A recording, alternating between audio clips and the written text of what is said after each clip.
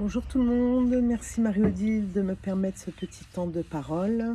Je suis Evelyne Hecht, spécialiste en énergétique traditionnelle chinoise et vietnamienne. Et aujourd'hui, je voudrais vous parler donc de la saison de l'automne et des organes qui sont affiliés à la saison de l'automne. Alors pour l'organe yin, ça va être le poumon, et pour l'entraille yang, ça va être le gros intestin. Voilà, chaque organe yin est couplé avec une entraille yang. Alors, qu'est-ce qui se passe en automne? Pour nous comme pour la nature. On a tendance à rentrer à l'intérieur de nous, hein, à se mettre en introspection, faire un petit bilan, hein, de l'année écoulée ou de notre vie même, hein. Dans la nature, c'est pareil, hein, on peut voir qu'il y a les feuilles qui retournent à la terre, hein, qui vont re-rentrer dans la terre pour se mélanger, faire éventuellement le compost, pour renaître après au printemps. Donc, au printemps, c'est une énergie, hein, qui monte, hein. Vraiment, on a besoin, hein, de s'élever comme les plantes qui naissent. En été, ça va être une énergie qui sera à l'extérieur de nous, multidirectionnelle. Et en automne, donc, on rentre à l'intérieur, comme dans la nature. Alors, je vais essayer de vous montrer le trajet du poumon. Si, je ne sais pas comment me mettre, on va voir. Donc, il part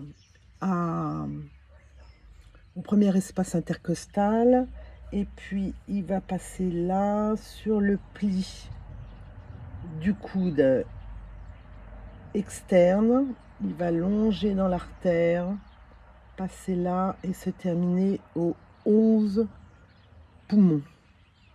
Voilà, c'est le dernier point du méridien poumon. D'ailleurs, un excellent point pour faire baisser la fièvre. Alors, pourquoi un méridien? En fait, il y a l'organe, hein, qui est vraiment physique, hein. Ensuite, vous avez le méridien qui est rempli d'énergie, donc qui pourrait s'apparenter à la couche énergétique, comme celle qui nous entoure aussi.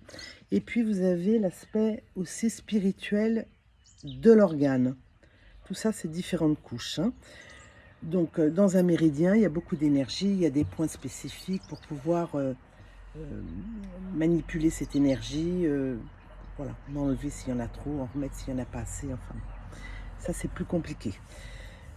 Alors, l'organe du poumon, lui, de par sa forme, il a une forme, déjà c'est l'organe le plus élevé, hein, il est plus proche du ciel.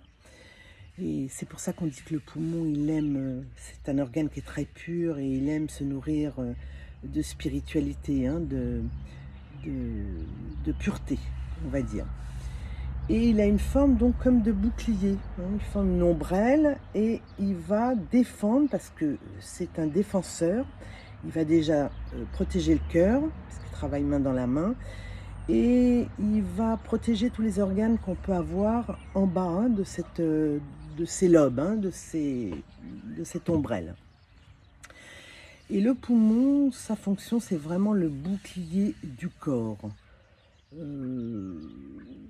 Il va protéger, hein, c'est lui qui fabrique, hein, le Wei Qi, l'énergie défensive qui va circuler à la superficie, hein, de la peau, et qui sert à défendre vraiment l'organisme contre les attaques perverses, hein, les virus. En ce moment, ça tombe bien, donc les microbes, les bactéries, mais aussi les énergies externes climatiques, hein, sécheresse, froid, humidité, chaleur, sécheresse, voilà. Et quand on doit traiter, donc au niveau des défenses immunitaires, on s'adresse souvent aux poumons, pas que, mais aux poumons. Il défend l'organisme parce que aussi il gère la peau, hein, le poumon gère la peau et les poils. Donc vraiment, la peau, c'est ce qui, hein, nous sert à faire l'échange, hein, entre l'interne et l'externe. Ça fait une barrière, hein, ça protège tous les organes, tout l'organisme, hein. Et le poumon s'occupe de tous les échanges, hein, donc ce qu'on vient de dire, mais aussi les échanges avec les gens, hein, les problèmes relationnels, le manque de communication, tout ça, c'est souvent lié au poumon. Voilà. On dit aussi que le poumon, donc, est le maître du chi. Il s'occupe de prendre les nutriments de l'air inspiré. Donc il s'occupe de l'inspiration, le rein de l'expiration. Il va prendre, donc les nutriments et il va les redistribuer. Bon, d'abord il se mélange, hein, avec, les nutriments, nutritifs, hein, des aliments et des boissons, et puis ensuite ça va être redistribué à tout l'organisme. Donc, hein, voilà, souffle court, tous les problèmes, hein, respiratoires sont souvent liés soit aux poumons, soit aux reins. Ensuite, le poumon, le système énergétique, hein, tout le système énergétique du poumon s'occupe de la voie des os. Il a un rôle vital vraiment dans la distribution, hein, des liquides. Donc tout ce qui est œdème, rétention d'eau, tout ça aussi, ça a à voir, hein, pour beaucoup avec le poumon.